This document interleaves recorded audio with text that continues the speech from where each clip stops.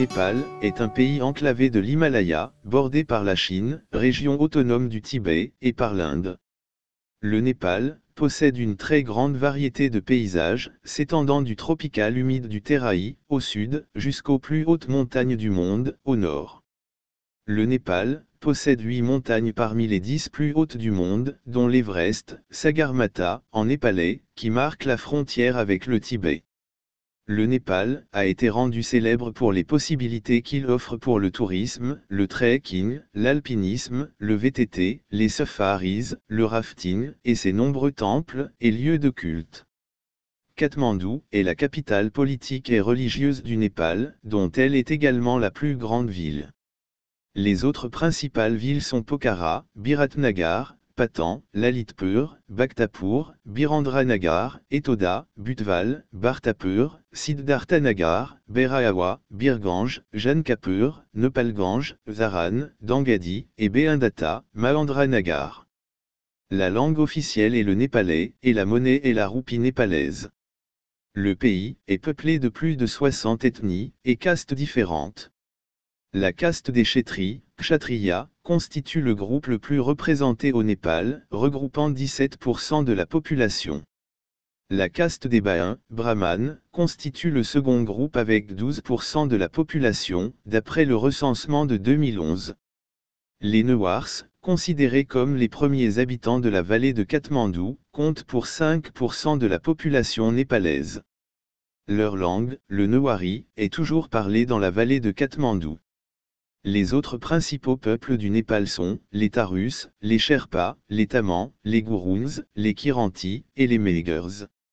Bien qu'il ne soit à l'origine d'un pourcentage infime des émissions de gaz à effet de serre, le Népal est l'un des pays les plus vulnérables et les plus affectés par le changement climatique. Avec le réchauffement climatique, la fonte des glaciers, le Népal a perdu le quart de ses glaciers entre 1997 et 2010, a entraîné la formation de lacs proglaciaires. Ces retenues d'eau représentent une menace potentiellement dévastatrice. Si les berges rompent, des dizaines de milliers de personnes pourraient être déplacées. Dynasties Kirata et Likavi. Entre 400 et 750 après Jésus-Christ, la capitale actuelle du Népal, Katmandou, était dirigée par la dynastie des Likavi. Les vestiges archéologiques de cette période consistent principalement en des inscriptions sur pierre, datées de 2 époques consécutives. La plus ancienne, l'époque Aka, date de 78 après Jésus-Christ, tandis que la seconde, Amshuvarm, date de 576. Bien que la plupart des inscriptions indiquent les dates et commissaires des constructions en pierre, certaines transmettent des édits royaux, des mantras religieux ou des notes historiques. C'est grâce à la collaboration entre les mythes locaux et ses découvertes archéologiques qu'un peuple antérieur aux Likavi a été identifié, connu sous le nom de Kirata. Très peu d'informations sont disponibles à ce sujet. Dynastie Mole. La dynastie Mole règne sur la vallée de Katmandou, de 1201 à 1769. Monarchie. Le Népal moderne est créé dans la deuxième moitié du XVIIIe siècle lorsque Prithvi-Narayan Shah, le chef de la petite principauté de Gorkha, unifie un certain nombre d'États indépendants des contreforts de l'Himalaya en 1768. Le pays est fréquemment appelé le royaume Gorkha. Après 1800, la dynastie Shah étant incapable de maintenir un contrôle du pays, celui-ci sombre dans une période d'agitation, avant que la famille Raena accapare le poste de Premier ministre, dans une autocratie fortement centralisée, reléguant le monarque à un rôle de représentation.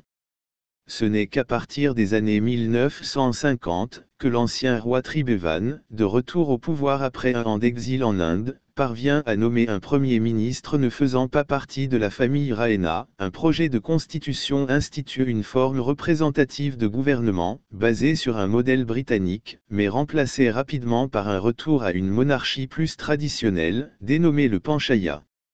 À partir du 18 février 1990, le mouvement pour la restauration de la démocratie, qui regroupe les partis politiques interdits au Népal depuis 1960, dont notamment le Parti communiste et le Parti du Congrès, organise des grèves et des manifestations massives contre le régime. Ce mouvement donne lieu à des affrontements entre les forces de police et les manifestants. Le 6 avril, la police ouvre le feu sur un rassemblement de 200 000 personnes, tuant une cinquantaine d'entre elles. Le roi Birendra Ier, au pouvoir depuis 1972, se résout à démettre de ses fonctions son premier ministre, à dissoudre le gouvernement, et à annoncer des réformes politiques. Les partis politiques sont autorisés, et le système de monarchie absolue prend fin. En 1980, un référendum confirme le système du Panchayat, mais la sortie de réformes démocratiques. En 1990, l'adoption de la démocratie parlementaire fait encore quelque peu progresser la démocratie, mais l'ampleur de la pauvreté et des inégalités dans les zones rurales va, à partir de 1996, peu à peu développer une guérilla, d'inspiration maoïste. Les affrontements, d'abord sporadiques, engendrent une guerre civile qui fera plus de 10 000 morts. Des portions importantes du Népal sont gagnées par la rébellion. Les maoïstes encassent les représentants des partis proches du pouvoir, exproprient les capitalistes locaux et mettent en œuvre leurs propres projets de développement. Ils gèrent également leurs propres prisons et tribunaux. Outre les mesures coercitives exercées, la guérilla renforce son implantation en raison d'une popularité rencontrée auprès d'importants secteurs de la société népalaise, en particulier les femmes, les intouchables et les minorités ethniques. Ainsi, les discriminations relatives aux castes sont supprimées, les femmes reçoivent des droits de succession, égaux à ceux des hommes, et les mariages forcés sont interdits. Par ailleurs, les maoïstes dispensent gratuitement des soins de santé et participent à des cours d'alphabétisation. C'est dans ce contexte qu'en 2001, le roi Birendra, la reine Aishwarya, le prince héritier Dipendra, et les autres enfants du couple royal, sont abattus au cours d'un dîner. Le prince Dipendra, sous l'effet d'alcool et de drogue, serait l'auteur des meurtres des membres de sa famille, ayant ensuite retourné l'arme contre lui. Gyanendra, le frère de Birendra, parent absent à ce dîner, devient ainsi roi. Mais la monarchie népalaise est fortement affaiblie, d'autant que Gyanendra, soupçonné d'être le vrai instigateur de ce massacre, suspend un an plus tard le Parlement, les conseils locaux, et démet de ses fonctions le Premier ministre, Sher Bahadur.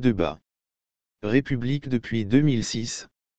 En 2006, face à la pression de la rue, et à l'avancée des maoïstes qui cassent les forces gouvernementales des régions rurales, le roi est conduit à restaurer l'Assemblée, dissoute 4 ans plus tôt, et nomme Premier ministre Girija Prasad Koirala, qui parvient à faire voter par le Parlement, une proclamation privant le roi Gyanendra de l'essentiel de ses pouvoirs. Un accord de paix est alors établi entre le gouvernement et le Parti communiste unifié du Népal, maoïste, et signé fin 2006. L'élection d'une assemblée constituante, le 10 avril 2008 voit alors la victoire des maoïstes, sa séance inaugurale le 28 mai suivant confirme l'abolition de la monarchie et son remplacement par une république démocratique fédérale. Le premier président de l'histoire du pays, Ram Baran Yadav, est alors élu par la constituante au scrutin indirect le 19 juillet 2008 pour assurer la transition. Incapables de s'accorder sur une constitution, les partis finissent par constater l'échec de la première constituante, et une seconde est à son tour élue en 2013. Les rapports de force y sont alors modifiés, avec l'arrivée en tête du Congrès népalais, mais le blocage institutionnel persiste faute d'une majorité nette, d'intérêts électoraux divergents et de désaccords quant à la nature de l'État et des futures institutions. Secoués par l'importance de la crise humanitaire liée au tremblement de terre de 2015, les membres de la seconde constituante s'accordent finalement sur une nouvelle constitution, qui est promulguée le 20 septembre 2015. Celle-ci instaure un État démocratique républicain, fédéral, laïque, d'orientation socialiste et doté d'un régime parlementaire. Dans la foulée, la constituante élit le 28 octobre suivant un nouveau chef de l'État, la candidate du Parti communiste marxiste-léniniste unifié, Bidya Devi Bhandari, qui devient la première femme présidente de la République et se voit chargée d'assurer la transition jusqu'à la mise en place des institutions. Mise en place des institutions. Conformément à la Constitution nouvellement en vigueur, les différents échelons administratifs, ainsi qu'un Parlement bicaméral sont mis en place tout au long de l'année 2017, jusqu'au début de 2018. Des municipales ont lieu en plusieurs fois de mai à septembre 2017, puis des provinciales en deux temps les 26 novembre et 7 décembre 2017, le pays étant désormais composé de 7 provinces, dont les noms et capitales sont alors encore à définir. Simultanément aux provinciales se tiennent les élections des 272 députés de la Chambre des représentants, chambre basse du Parlement et organe central au sein du système parlementaire népalais. Formant une coalition de gauche, remporte la majorité absolue avec respectivement 121 et 53 sièges. Leurs dirigeants s'accordent sur la formalisation de leur alliance via la fusion prochaine des deux partis en un seul parti communiste. Le 7 février, la Chambre haute, dite Assemblée nationale, est élue au scrutin indirect par un collège d'élus municipaux et provinciaux. Le scrutin est également remporté par la coalition de gauche, qui transforme ainsi les victoires obtenues au niveau local et provincial l'année précédente. Kadja Prasad Sharma Oli devient Premier ministre le 15 février 2018. Il fixe immédiatement au 5 mars la tenue de l'élection du nouveau président, et au 16 mars celle du vice-président, ces scrutins devant ainsi achever la décennie de transition post-révolutionnaire.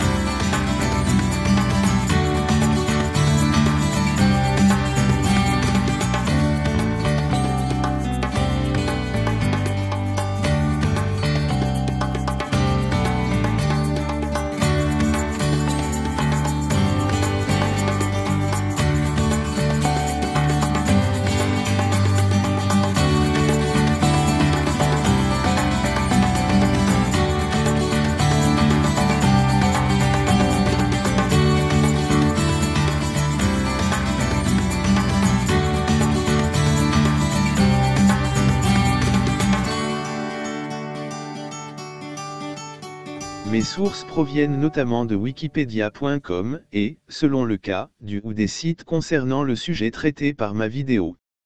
Ce texte est interprété par Paul, ma petite voix de synthèse préférée.